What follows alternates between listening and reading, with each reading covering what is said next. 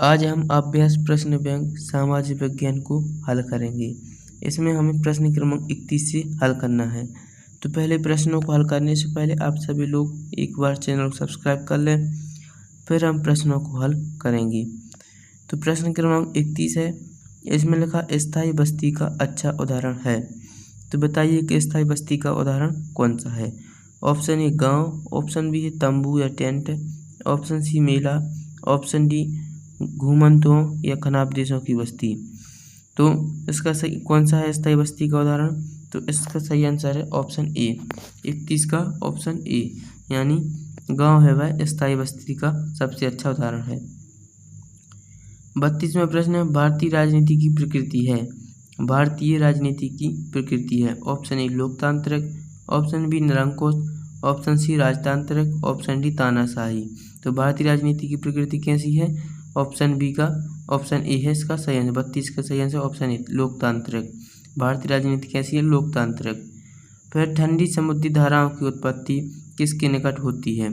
Option A ध्रुवों के, option B विषुवत रेखा के, ऑप्शन सी कर्क रेखा के, ऑप्शन डी मकर रेखा के। तो 33 का सही आंसर ऑप्शन ए ध्रुवों के निकट होती है। फिर 34वां प्रश्न है, किस चट्टान का निर्माण मैग्मा से होता है। तो बताइए मैग्मा से किस प्रकार की चट्टानों का निर्माण होता है। ऑप्शन ए अग्नि चट्टान, ऑप्शन बी अवसादी, ऑप्शन सी रूपांतरित, ऑप्शन डी स्थलमंडल।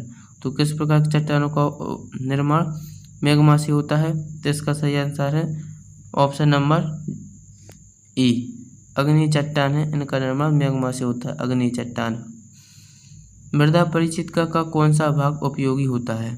तो मृदा परिचितिका का भाग बताना है कौन सा उपयोगी है।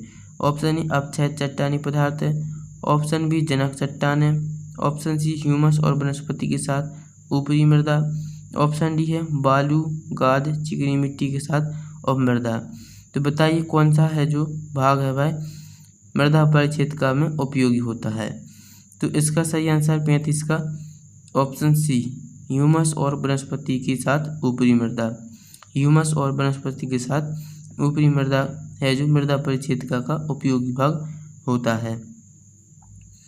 फिर हम 36वां प्रश्न देखते हैं।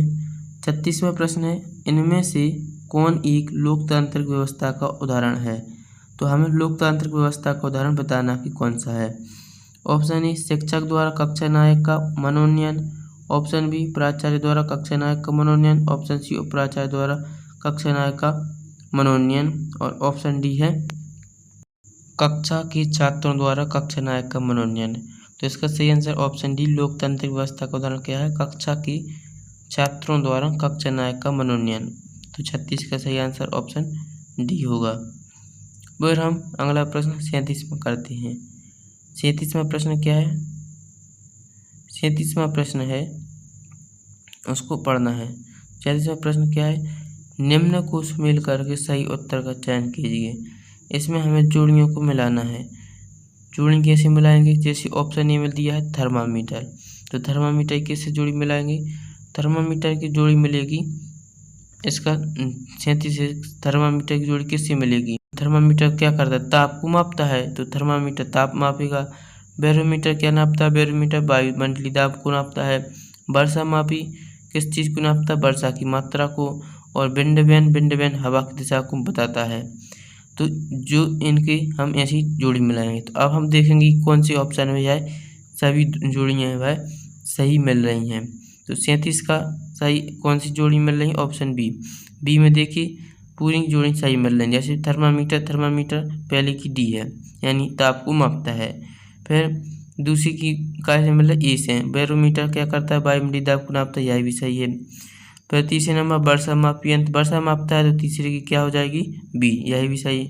फिर चौथा क्या है, विंड वैन, यह दिक्सूचक भी बोलते हैं। तो विंड वैन किसे नापता है, हवा की दिशा को। तो चौथी की क्या है, सी, तो यह भी सही। तो इस तरह से प्रश्न जो 37 है इसका सही आंसर हो जाएगा ऑप्शन बी है इसका सही आंसर होगा। फिर हम 38वां प्रश्न करते हैं।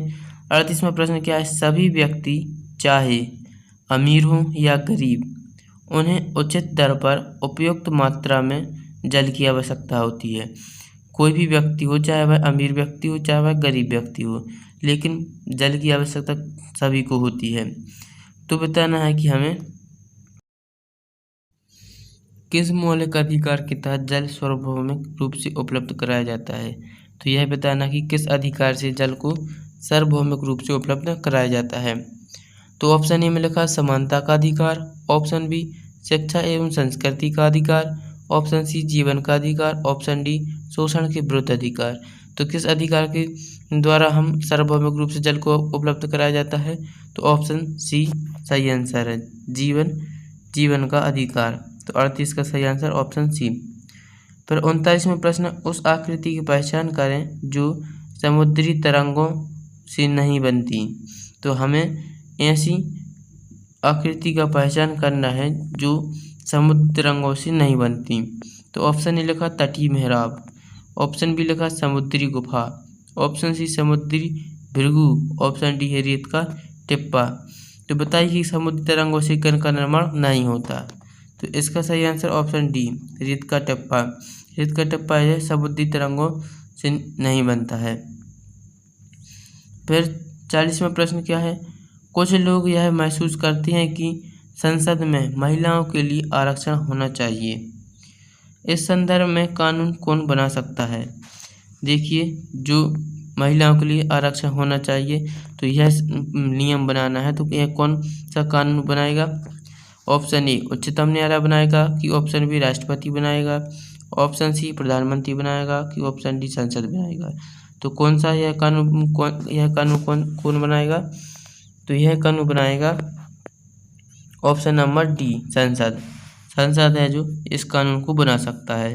तो ऑप्शन डी इसका सही आंसर हो जाएगा। फिर हम अगला प्रश्न करते हैं, प्रश्न क्रमांक 41वां प्रश्न कौन सा है, मांस और लाइकेन कहाँ पाए जाते हैं।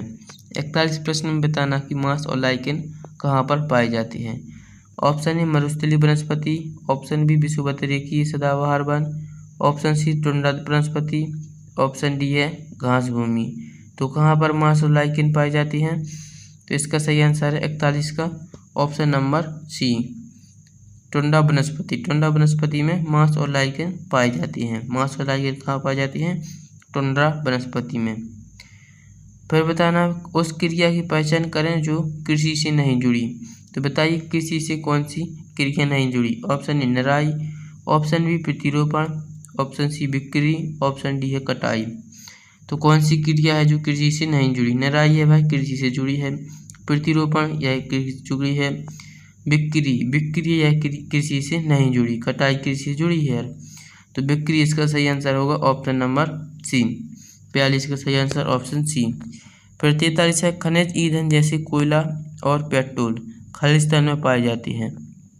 तो बताइए खनिज ईंधन कोयला और पेट्रोल कहाँ पर मिलते हैं। ऑप्शन ए अग्नि सेल से, ऑप्शन बी अवसादी सेलों से, ऑप्शन डी ऑप्शन सी क्या कायांतरित सेल से, ऑप्शन डी संगमरमर से। तो कहाँ से कोयला और पेट्रोल मिलते हैं। इसका सही आंसर है 43 का बी अवसादी सेल। अवसादी साल में अवसादी चट्टानें होती हैं, इसमें कोयला और पेट्रोल पाए जाते हैं। तो ऑप्शन बी इसका सही है, 43 का ऑप्शन बी। इस तरह से हमने कुछ प्रश्नों को हल किए, इसकी आगे हम अगले वीडियो में हल करेंगे। यदि वीडियो अच्छा लगा हो तो चैनल को लाइक करें और सब्सक्राइब करें।